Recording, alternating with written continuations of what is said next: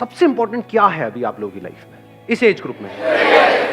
Career. और career में successful होने के लिए क्या ऐसा है जिसको अच्छे से यूटिलाइज करना जरूरी है, जिसको अगर आप वेस्ट करते हो तो पूरी लाइफ वेस्ट? टाइम। सही लग रहा है टॉपिक? कि हम अपने टाइम को अच्छे से यूज कैसे करें, टाइम को वेस्ट ना करें, क्योंकि अगर ये टाइम निकल गया तो गया। टाइम इंपॉर्टेंट है, ये हम सबको पता है, फिर भी हम अपने टाइम को वेस्ट करते रहते हैं जाने अनजाने। ऐसा क्यों होता है? सबसे मेन रीज़न तो मुझे लगता है कि आजकल टेक्नोलॉजी जिसको ढंग से यूज़ नहीं करते हम, फॉर एग्जांपल इंस्टाग्राम और फिर यूट्यूब मतलब मेरी तरफ इशारा क्यों कर रहे हो? मतलब सिर्फ मैं ही टाइम खराब कर रहा हूँ आपका वहाँ पे?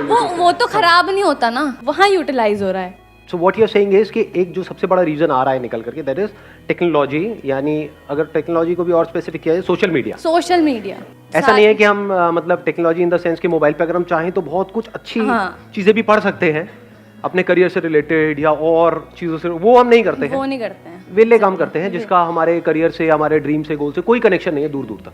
And second is personal distractions, as we all know. सभी को पता है। वो मैं समझा नहीं क्या? Love life. हाँ, लव लाइफ समझ गया था मैं, वैसे ही देख रहा था कि आप क्या बोलोगे, कैसे एक्सप्रेस करोगे। Let's give a big hand for her. Thank you sir. तो अब इसका क्या सोल्यूशन है इस प्रॉब्लम का, जो इन्होंने एक प्रॉब्लम बताई, सोशल मीडिया। तो सोशल मीडिया से हम कैसे बचें? Because it is addictive. कुछ स्टडीज हुई हैं जहां से निकल करके आ रहा है, it is as addictive as alcohol and tobacco. और ये कोई इल्यूजन नहीं है, ये कोई मेरी थ्योरी नहीं है, ये फैक्ट है। कितने लोग हैं सोशल मीडिया पे? और सिर्फ यहां पर नहीं, कितने लोग हैं, मतलब हजारों हैं, लाखों हैं, करोड़ों हैं, ये ऑलमोस्ट पूरी की पूरी दुनिया है, ऑलमोस्ट सब है। और कितने कितने घंटे वहां पर स्पेंड कर रहे हैं? मिनिमम 2 से 3 घंटे मिनिमम। अगर एवरेज भी बोलूं तो 3 घंटे। इस 3 घंटे की रिटर्न क्या है? जीरो है, माइनस में है। इस सच को देख पा रहे हो? क्यों मैं ये कह रहा हूं माइनस में है? जीरो होती तब भी कोई दिक्कत नहीं थी, मतलब जीरो का मतलब हो गया न्यूट्रल, ना कुछ आया ना गया। यहां पे आया कुछ भी नहीं, जा रहा है बहुत तेजी से। सिर्फ टाइम नहीं जा रहा है, और क्या जा रहा है साथ में? एनर्जी जा रही है। देख पा रहे हो? इसको यूज करने के बाद में 4-5 घंटे बाद क्या होता है? बहुत एनर्जी आ जाती है अंदर से, या थक जाते हो? आंखें थक जाती है या आंखों में एकदम एनर्जाइज हो जाती है? थक जाती है। बॉडी थक जाती है, हाथ यहां पे थक जाते हैं, नेक थक जाती है, बैक थक जाती है, दर्द होने लग जाता है, बॉडी स्टिफ हो जाती है। तो माइनस में है इसकी रिटर्न। पढ़ाई से हट रहे हो, जो भी करना चाहते हो वहां से हट रहे हो। ब्रेन आपकी क्या होती है ये सब देख करके, ये सब करके शार्प होती चली जाती है? माइंड शार्प हो जाता है या डल हो जाता है? बैठे रहो, मतलब दिमाग लगाने की जरूरत नहीं, देखते रहो, एक के बाद एक, एक के बाद एक, एक के बाद एक, कहीं का कहीं, कुछ का कुछ। तो इसका जो सोल्यूशन है, अगर ध्यान से आप समझ पाओगे, उसका सबसे पहला स्टेप है इस बात को समझना, जो बात मैं कह रहा हूं। और सिर्फ अभी नहीं समझना कि अभी ये वीडियो देख रहे हो तो समझ रहे हो, यहां पे बैठे हो तो समझ रहे हो। खुद अपने आप से ये क्वेश्चन पूछना बार बार बार बार कि मैं कर क्या रहा हूं, और इसका मेरा जो भी ड्रीम है, जहां पे भी मैं अपनी लाइफ को देखता हूं 5 साल बाद, उससे क्या कनेक्शन है। अगर मेरे सारे सेशंस का आप एसेंस निकालोगे, वो है क्वेश्चनिंग, नॉट मोटिवेशन। बहुत सारे लोग मेरी वीडियोस को मोटिवेशन के लिए देखते हैं, बेवकूफ है वो लोग। फिर मेरी वीडियोस में या आप इंस्टाग्राम पे टाइम पास कर रहे हो, कोई फर्क नहीं है। मेरी वीडियोस भी मजे के लिए देख रहे हो या थोड़े चार्ज अप होने के लिए देख रहे हो, वहां भी मजे के लिए देख रहे हो, फर्क क्या रहा? मजा भी टेम्पररी, मोटिवेशन भी टेम्पररी। तो कब फायदा है मेरी वीडियोस देखने का? जब आप देखो and you go in a contemplative state. मतलब वीडियो देखने के बाद में वीडियो बंद किया और 10 मिनट के लिए या 20 मिनट के लिए या 1 घंटे के लिए बैठ करके अपने आप से क्वेश्चन पूछ रहे हो, क्या ये जो बंदा कह रहा है बात तो सही है, और जो कह रहा है उसको मैं प्रैक्टिकली अपनी लाइफ में अप्लाई क्यों नहीं कर पा रहा हूं, क्यों नहीं कर पा रही हूं? सब जानते हुए भी मैं क्यों फंस रहा हूं? अगर इस तरह के आप क्वेश्चंस पूछने लग जाओगे तो जवाब मिलेंगे ना। अगर मैंने अपने आप से क्वेश्चन पूछे जिसके बेस पे मैंने आपको जवाब दिया और उसको आपने रट लिया, तो आप में और एक तोते में कोई फर्क नहीं है। पता आपको सब कुछ होगा, कर कुछ भी नहीं पा रहे हो। ये प्रॉब्लम आती है आप लोगों के साथ प्रैक्टिकली? नहीं आती है। बहुत लोग मेरे से क्वेश्चन पूछते हैं कि सर आपकी बातें सारी समझ तो आ जाती हैं, लेकिन प्रैक्टिकली लाइफ में हम अप्लाई नहीं कर पाते। ऐसा क्यों है? क्योंकि वो मेरी बातें हैं, आपकी बातें नहीं है ना। आपकी बातें कैसे बनेंगी? उसका पहला स्टेप क्या है? क्वेश्चन पूछना। किससे क्वेश्चन पूछना? अपने आप से। दिन में कितने घंटे या कितने मिनट आप अपने आप से बैठ करके क्वेश्चनिंग करते हो? सच बोलो। जीरो। ये प्रॉब्लम की सारी जड़ है। क्वेश्चनिंग ही तो फर्क है आप में और एक जानवर में, एक गली के कुत्ते में और आप में फर्क क्या है? कभी सोचा है अपने आप से बैठ? थोड़ा कड़वा तो नहीं लग रहा? मैं कई बार बोलता तो हूं इतना स्ट्रांगली, मेरे को खुद को अजीब लग रहा होता है, लेकिन कई बार ये चीजें जरूरी होती है। सो अगर हम मिल करके क्वेश्चनिंग करें और सिर्फ यहां पर ना करें, इसके बाद भी करें, इसके बाद भी आप ये क्वेश्चनिंग करो, तब आपकी लाइफ का कंट्रोल आपके हाथ में आने लग जाएगा। ये बातें जो अभी हम कर रहे हैं ये थोड़ी देर तक याद रहेगी, उसके बाद में सब भूल भाल जाओगे। ये प्रैक्टिकल बात है। जैसे ही वापस से अपनी उस हैबिट में जाओगे, जो हैबिट आपको पड़ी हुई है पिछले कुछ सालों से, तो सारी बातें भूल जाओगे, उसकी तरफ खींचे चले जाओगे, और फिर वो आपको ओवर पावर कर लेगा, आपकी ब्रेन को, और आपकी ब्रेन आपकी बॉडी को कंट्रोल करेगी। आप चाह करके भी अपने आप को रोक नहीं पाओगे। ये होने वाला है। ये सेशन खत्म होते ही यही होगा। देख लेना, अभी वापसी में आप लोग, बहुत सारे लोग तो साथ में जा रहे होंगे, मेट्रो में बैठे होंगे, लगे होंगे सब कुछ वही हो रहा होगा जो हो रहा था, जो आप कर रहे थे यहां पर आते वक्त, वही जाते वक्त हो रहा होगा। रियल प्रॉब्लम प्रोक्रेस्टिनेशन है। क्या रियल प्रॉब्लम प्रोक्रेस्टिनेशन है, या रियल प्रॉब्लम ये है कि एक सेंस ऑफ अर्जेंसी हमारे अंदर नहीं है? Do you have that sense of urgency कि यार मेरा टाइम निकल रहा है, मुझे कुछ करना है? अंदर से ये आग लगी हुई है। सच बोलो अपने आप से। Do you have that fire? अगर होगी तो फिर तो ये सोशल मीडिया आप पे हावी हो ही नहीं सकता ना। ये आपको ओवर पावर नहीं, कुछ भी आपको ओवर पावर नहीं कर सकता। डिस्ट्रैक्शन जीरो हो जाते हैं। मैं क्या करता हूं प्रैक्टिकली, मेरा फोन है किसी के पास में? मेरा किसके पास में दिखाना है? सबसे महंगा फोन है वर्ल्ड का, उससे ऊपर कोई है ही नहीं। ये मेरा प्यारा सा फोन है। अरे उल्टा था। Largest screen, best touch, 1000 pixel camera. कुछ है ही नहीं, क्या करोगे? ये मेरा फोन है, बट मेरे पास में एक और फोन भी है। वो अपने पास में नहीं रखता हूं वाला फोन, मेरे पास में ये वाला फोन रहता है। बट कभी कुछ इंपॉर्टेंट काम करना है, कोई एकदम से ईमेल आ गई है, कुछ आ गए, तो उस फोन को मैं ऑन करता हूं, फटाफट से वो काम करता हूं, ऑफ करता हूं, रख देता हूं। अब ये किसने किया है? मैंने किया है, अपने लिए किया है, लेकिन मेरे को इसकी जरूरत नहीं है। अगर एक्चुअल में आप समझोगे तो आप किस लिए करना चाह रहे हो? अपने करियर के लिए। जबकि एक्चुअल में देखा जाए तो कौन है यहाँ पर जो कहेगा कि मेरा करियर बड़ा कमाल का सेट हो गया है जी, मैंने कर लिया जो कुछ करना था मुझे लाइफ में फाइनेंशियली? है कोई? एनीबडी? मैं तो हूं।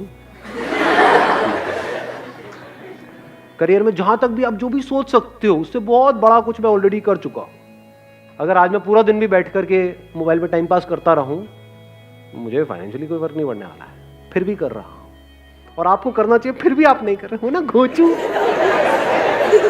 इसे होते हैं प्योर घोचू, तो कोई इंप्योरिटी है ही नहीं। समझे? करना किसको चाहिए, कर कौन रहा है? मतलब मुझे एक्चुअल में इसकी जरूरत नहीं है, फिर भी मैं कर रहा हूं। क्यों? सोचो, थोड़ा सा दिमाग लगाओ। Importance of time. Importance of time. Time किसके लिए इंपॉर्टेंट है? आपको पता है कि हाँ, एक मिनट, इन्होंने बड़ी अच्छी बात बोली। इंपॉर्टेंस ऑफ टाइम मेरे को क्लियर है, और जो अपना टाइम खराब कर रहे हैं उनको क्लियर नहीं है। ऐसे लोगों को जानते हो जो सुबह से रात तक बस बैठे रहते हैं, टाइम पास करते रहते हैं। क्यों करते हैं? थियोरेटिकली तो उनको पता है टाइम इंपॉर्टेंट है, बट उनके सारे एक्शंस कह रहे हैं कि उनके लिए टाइम इंपॉर्टेंट नहीं है। क्यों? क्योंकि उनको कुछ करना ही नहीं है जिंदगी में। हाँ, बोलते हैं कि मेरे को ये करना है, एक्चुअल में कुछ नहीं करना। लाइफ में एक ऐसा पर्पस चाहिए जो इतना बड़ा हो कि आपको 1 मिनट के लिए भी चैन से बैठने ना दे।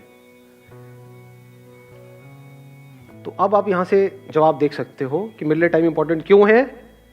बिकॉज मेरी लाइफ का एम क्या है, गोल क्या है? कोई गोल नहीं है। देयर इज एब्सोल्युटली नो गोल। जितने गोल्स थे वो मैंने अचीव कर लिए हैं। अभी भी क्यों टाइम को वेस्ट नहीं कर रहा हूं? बिकॉज पर्पस है।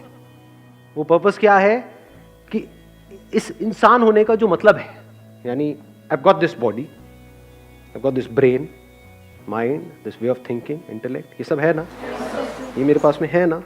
इसकी जो हाईएस्ट पॉसिबिलिटी है उसको अचीव करना है मुझे। सर ये जो आपके क्वेश्चंस और ये सारी जो चीज़ें हैं, मतलब कि आप बढ़ चुके हैं आगे from financial freedom, you have achieved the financial freedom, उसके बाद आप ये सब सोच पा रहे हैं। सो सबसे पहले तो हम लोग को फाइनेंशियली पहले फ्री और ये सारी चीज़ें जब हम लोग के दिमाग से हटेंगी तभी तो फिर हम लोग ये सारी स्पिरिचुअलिज्म पर सोच पाएंगे सर। अब आपने एक बड़ा अच्छा क्वेश्चन पूछा है कि भाई कि ये सारी बातें जो मैं कर रहा हूँ, ये स्पिरिचुअल बातें हैं, ये तो बातें तब है ना जब पेट भरा हुआ हो, जब हमारे पास में पैसा आ जाए, जब हमारे पास में उससे ज़्यादा हो जितना हमको चाहिए, तब ये सारी बातें काम की है। नहीं, अगर आपका पर्पस हो जाता है ये जिसकी मैं बात कर रहा हूँ कि जो भी ये इंस्ट्रूमेंट मेरे पास में है इसकी हाईएस्ट पॉसिबिलिटी को अचीव करना, तो क्या फाइनेंशियल फ्रीडम, फाइनेंशियली इंडिपेंडेंट होना इसका पार्ट है या नहीं है? It is one of the part. It is the most important part. So इस पर्पस में ये भी आ गया। ये कह लो ये पर्पस एक ऐसा है जो सीढ़ियां आप आगे ऊपर चढ़ते चले जा रहे हो जिसका एंड है ही नहीं, उसकी पहली सीढ़ी यही है। If you are not financially free, if you are working for money, तब तो पूरे दिन सुबह से रात तक you are just working for money. तो पूरी जिंदगी क्या किया? पैसे के लिए काम किया, पैसे के लिए जिए, पैसे के लिए मरे, तो अपने पे तो काम कभी किया ही नहीं। तो इसको अलग मत करो, यही हमारी सबकी प्रॉब्लम है। अभी हुआ क्या है, जिस तरह का हमारा एजुकेशन सिस्टम है, हमने इन दो चीजों को अलग अलग कर दिया है। यानी spirituality is nothing but understanding of life, understanding of how your brain works, how your body works. It is not the last step. यही प्रॉब्लम हुई है। अभी आप लोग क्या सोचते हो कि अभी हमारी एज है 18-19 साल, अभी क्या जरूरत है कि पैर कब्र में लटके पड़े होंगे, 70 साल के हुए पड़े हैं, सुनाई दे नहीं रहा है, तब आगे कुछ चल रहा। हाँ क्या बोल रहे हो? अरे क्या खत्म हो गया क्या? देखा ऐसे लोगों बैठे हुए, समझ आ रहा है उनको कुछ ना जी? तो understanding of life, understanding of your self, understanding of your body, your mind, your intellect, understanding of how things work, हर चीज को बारीकी से समझ लेना कि अगर मैं ये काम कर रहा हूं तो इसकी वजह से क्या होने वाला है अगले 5 साल बाद। जो मैं बनने की सोच रहा हूं, वो जो लोग बन चुके हैं, क्या उनकी लाइफ बहुत कमाल की है? उनकी जिंदगी अगर झंड है तो मैं ये काम क्यों कर रहा हूं? मैं अपने 5 साल क्यों खराब करने वाला हूं? वहां पे दिमाग लगाना इंपॉर्टेंट है कि मैं एक्चुअल में फाइनेंशियली फ्री कैसे हूं। फाइनेंशियल फ्रीडम का मतलब क्या है कि आने वाले 10 साल बाद मैं फाइनेंशियली फ्री हो जाऊंगा या हो जाऊंगी, उसके बाद जिंदगी में कभी भी मैं पैसे के लिए काम नहीं करूंगा। ये हमारा गोल होता है, या होता है कि बस किसी तरीके से मेरे पास में इतना पैसा आ जाए कि वहां से ये हो जाए, उसके आगे हम सोचते ही नहीं है। बहुत छोटा सोचते हैं। बहुत छोटा सोचते हैं। मतलब उसमें एनर्जी कहां है, उसमें जान कहां है, उसमें पावर कहां है? तो जब गोल बनाना ही है इस एज में, तो ढंग का बनाओ ना। ढंग का गोल का मतलब क्या है ढंग का गोल? मैं कुछ ऐसा कर रहा हूँ 10 साल बाद जो कोई करने की सपने में भी नहीं सोच सकता है। एनर्जी आई गोल से या नहीं आई? मजा आ रहा है गोल सुनने में? नहीं आ रहा है। तो जब ऐसे हम गोल सेट करते हैं तो एक तो नंबर 1 एनर्जी आ जाती है, और नंबर 2 अब आप टाइम वेस्ट कर ही नहीं सकते क्योंकि आपका गोल औरों के गोल से बहुत बड़ा है। गोल छोटा मोटा हो तो you can afford to waste time, you can afford to kill your time. अगर गोल बड़ा हो तो नॉट पॉसिबल जी, टाइम ही नहीं है। अब तो दिन में 1-1 मिनट इंपॉर्टेंट है। सर जो जॉब कर रहा है वो फाइनेंशियली फ्री कैसे होगा? क्यों नहीं हो सकता? अब ये भी एक बहुत बड़ा मिथ है कि जो जॉब कर रहे हो वो फाइनेंशियली फ्री कैसे होगा। सुंदर पिचाई का नाम सुना है आपने? कितना कमाते हैं वो? 350 करोड़। 350 करोड़ पर मंथ या पर ईयर? जो भी है, कम नहीं है। 350 करोड़ कम होता है क्या? बहुत ज्यादा होता है। तो जॉब और बिजनेस बीच में कहां से आ गया? फाइनेंशियल फ्रीडम का मतलब अच्छे से समझ लो, मतलब आपको पैसे के बारे में ना सोचना पड़े। आप ये चीजें उनको बताओगे कि मेरा गोल ये है कि मैं बस पैसे वैसे नहीं कमाना चाहता, एक टाइम पे फ्री होना चाहता हूँ। मतलब हम उनको बोले कि हमारे लिए पैसा इतना मैटर नहीं करता। क्यों नहीं करता? पैसा तो मैटर करता है। अरे यार ऐसे मत करो ना आप लोग, मतलब कैसे समझाऊं मैं आप लोगों को, मुझे समझ नहीं आता है। अरे पैसा बहुत मैटर करता है। फाइनेंशियल फ्रीडम का मतलब क्या है कि आपके पास में बहुत पैसा है, तभी तो आप पैसे से फ्री हुए। आप एक काम कर रहे हो जहां पे आप महीने का 20,000 रुपए कमा रहे हो और आपके घर का रेंट है 25,000 रुपए, तो फाइनेंशियल फ्रीडम टट्टू।